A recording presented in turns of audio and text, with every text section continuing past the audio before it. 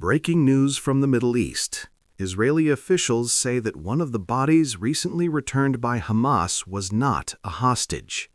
The revelation has shocked grieving families and raised new questions about the process of identifying the dead after months of war.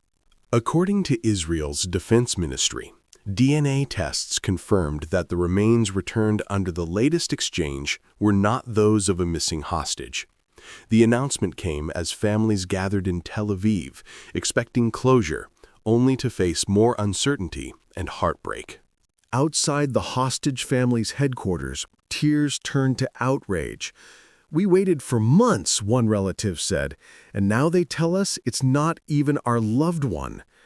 The revelation has reignited anger over how the government handles hostage information. In a statement, Prime Minister Benjamin Netanyahu called the situation deeply tragic and vowed to continue efforts to locate every missing Israeli.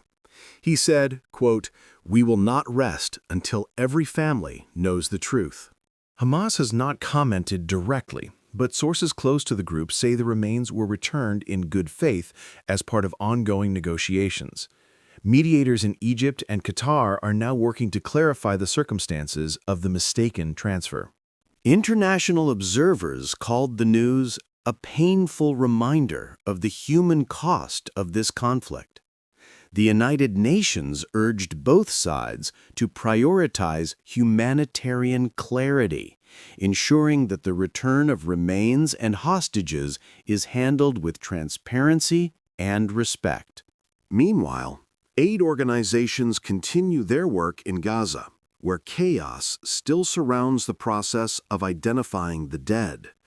With infrastructure destroyed and communication lines cut, even basic identification has become an immense challenge. For many families, today's revelation reopens old wounds. Some say they have lost faith in official updates altogether. "We just want honesty," said one father. "We can live with the truth, we can't live with lies." The confusion underscores how fragile the ceasefire and hostage negotiations remain. With trust eroding and emotions running high, every new mistake risks derailing months of progress toward a lasting peace. As night falls over Tel Aviv, families light candles once again, this time not knowing whose memory they honor. For them, the search for truth continues, and for the world, this moment serves